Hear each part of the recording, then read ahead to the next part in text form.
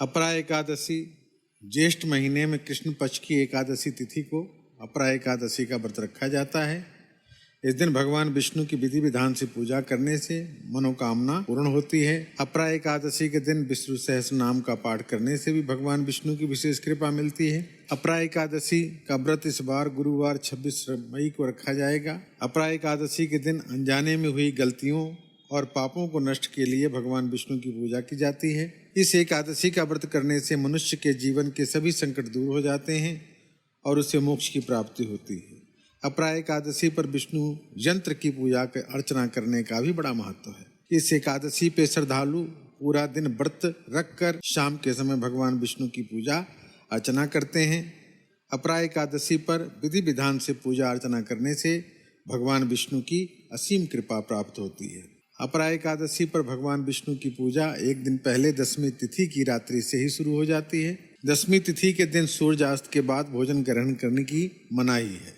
सुबह सूर्य निकलने से पहले उठें, स्नान के जल में गंगा जल मिलाकर स्नान करें। पूर्व दिशा की तरफ एक चौकी पर पीला कपड़ा बिछाकर भगवान विष्णु की मूर्ति स्थापित करें। इसके बाद दीपक जलाएं, कलश स्थापित करें। भगवान विष्णु को फल, फूल, पान, सुपारी, नारियल, लौंग, इलायची आदि अर्पित करें। पूरा दिन निराहार रहकर शाम के समय अपरा एकादशी की व्रत की कथा सुनें और फलाहार करें। शाम के समय भगवान विष्णु की प्रतिमा के सामने घी का दीपक जलाएं और उनकी उपासना करें, आरती उतारें। एकादशी तिथि बुधवार 25 मई को सुबह 10:32 से लेकर वीरवार 26 मई को सुबह 10:54 तक रहेगी। व्रत पारण का समय रहेगा शुक्रवार 27 मई को सुबह 5:25 से लेकर सुबह 8:10 तक रहेगा।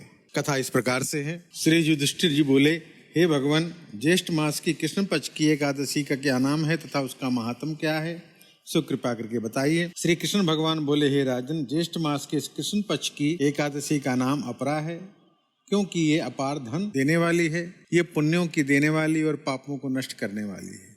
जो मनुष्य इसका व्रत करते हैं उनकी लोक में प्रसिद्धि होती है। अपरा एकादशी के व्रत के प्रभाव से ब्रह्महत्या, भूत जोनी, दूसरे की निंदा आदि के पाप नष्ट हो जाते हैं। इसके व्रत से परस्त्री के साथ भोग करने वालों के पाप भी नष्ट हो जाते हैं। झूठी गवाही, झूठा भाषण, झूठा वेद पढ़ना, झूठा शास्त्र बनाना, ज्योतिषी, झूठा वैद आदि सब के पाप अपरा एकादशी के व्रत से नष्ट हो जाते हैं। जो क्षत्रिय युद्ध क्षेत्र से भाग जाते हैं वो नरक में जाते हैं, परंतु अपरा एकादशी को व्रत करने से उन्हें स्वर्ग की प्राप्ति होती है। जो शिष्य गुरु से विद्या ग्रहण करते हैं परंतु बाद में उनकी निंदा करते हैं तो अवश्य ही नरक में जाते हैं। वो भी अपरा एकादशी का व्रत करने से स्वर्ग को प्राप्त कर जाते हैं। जो फल तीनों पुष्करों में स्नान करने से या कार्तिक मास में स्नान करने से या गंगा जी के तट पर पितरों को पिंड दान करने से मिलता है, वो फल अपरा एकादशी का व्रत करने से मिलता है। सिंह राशि वालों को बृहस्पति के दिन गोमती में स्नान करने से, कुंभ में श्री केदारनाथ जी के दर्शन करने से तथा बद्रिका आश्रम में रहने वाले तथा सूर्य चंद्र ग्रहण में कुरुक्षेत्र में स्नान करने से जो फल मिलता है वो फल अपरा एकादशी के व्रत के बराबर होता है। हाथी घोड़े के दान से तथा यज्ञ में स्वर्ण दान से जो फल मिलता है वो फल अपरा के व्रत के फल के बराबर है। गौ भूमि या स्वर्ण के दान का फल भी इसके फल के बराबर होता है। ये व्रत पाप रूपी वृक्षों के काटने को कुल्हाड़ी के समान है। ये अपरा का व्रत पाप रूपी अंधकार के लिए सूर्य के समान है। तब मनुष्य को इस एकादशी का व्रत जरूर करना चाहिए। ये व्रत सब व्रतों में श्रेष्ठ कहा गया है। अपरा एकादशी के दिन भक्ति पूर्वक भगवान विष्णु का पूजन करना चाहिए, जिससे अंत में विष्णु पद की प्राप्ति होती है। हे राजन, मैंने ये अपरा एकादशी की कथा लोक हित के लिए बताई है। इसके पढ़ने सुनने से समस्त पाप नष्ट हो जाते हैं।